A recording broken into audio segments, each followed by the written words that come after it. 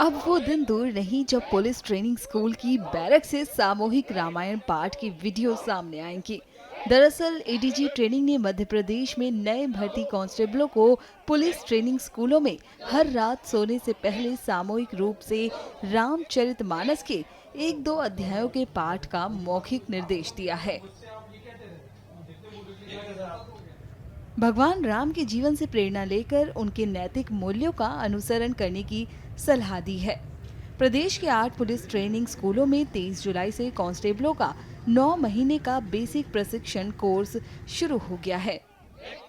ADG training Raja Babu Singh ने police training स्कूलों के पुलिस अधीक्षकों से वर्चुअल बैठक कर कहा, यदि संभव हो तो रिक्रूट से हर रात सोने से पहले सामूहिक रूप से रामचरितमानस की 1-2 अध्यायों का पाठ करवाया जाए।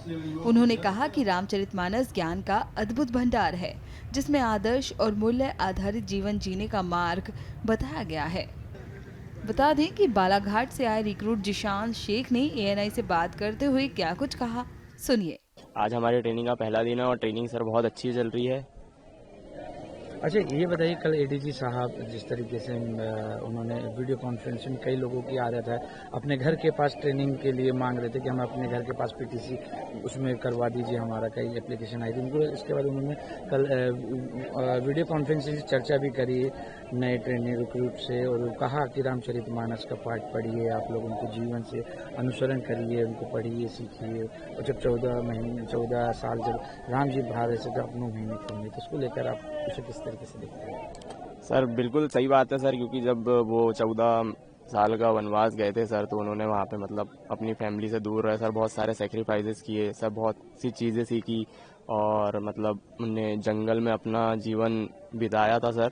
तो मतलब उससे ये सीखने को मिलता है कि वो जब 14 साल वो अगर रह सकते तो आप अपने घर परिवार से 9 महीने क्यों दूर नहीं रह सकते सर, आप बिल्कुल रह सकते हैं। और मतलब यहाँ पे रहिए, बढ़िया मतलब ट्रेनिंग करिए, अच्छे पुलिस वाले बनिए सर, उनका ये मतलब था कहने का। और मतलब उन्होंने बहुत अनुशासन भी सीख के आया था यहाँ पे, और सर हमारी ट्रेनिंग का मेन मोटिव ही अनुशासन होता है सर, डिसिप्लिन। अच्छा, रामचरितमानस को उन्होंने पाठ करने को देखा, तो उससे आप लोग क्या प्रेरणा ले रहे हैं, आपके साथी क्या प्रेरणा ले रहे हैं, और आप दूसरे समुदाय से आते हैं तो कभी क्या आपको वैसी बाधा लगती है या फिर क्या कर रहे हैं? नहीं सर, ऐसा कुछ भी नहीं है, मैं मतलब दूसरी कास्ट से हूँ तो मुझे सर ऐसा कोई प्रॉब्लम नहीं है। सब इंडिया सेकुलर कंट्री है तो सर ये सब चीज़ सर कोई मतलब मायने नहीं रखती, सब ठीक है सर ऐसा। तो उनको अनुसरण करेंगे, उनके जीवन की बातें हैं जी सर बिल्कुल। सीखने और समझने के लिए राम जी से उन्होंने कहा है, उसको लेकर। जी सर, क्योंकि बहुत कुछ है सर सीखने के लिए, तो सर बिल्कुल कर सकते हैं। इस पहल पर और क्या कुछ बोले ट्रेनी, सुनिए। ट्रेनिंग तो सर बहुत अच्छी चल रही है। मतलब मैं तो 18 जून को आ गया था यहाँ, तो अच्छा माहौल है।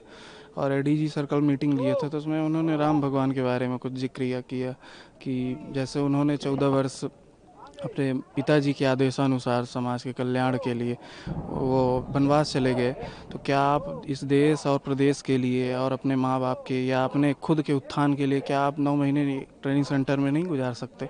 ऐसा उन्होंने, और उन्होंने ये भी कहा कि आप सामूहिक रूप से मित्र लोग मिल के रामायण की चौपाइयाँ पढ़िए, उसमें जो लिखा है उसको अपने जीवन में ढालिए, ऐसा उन्होंने।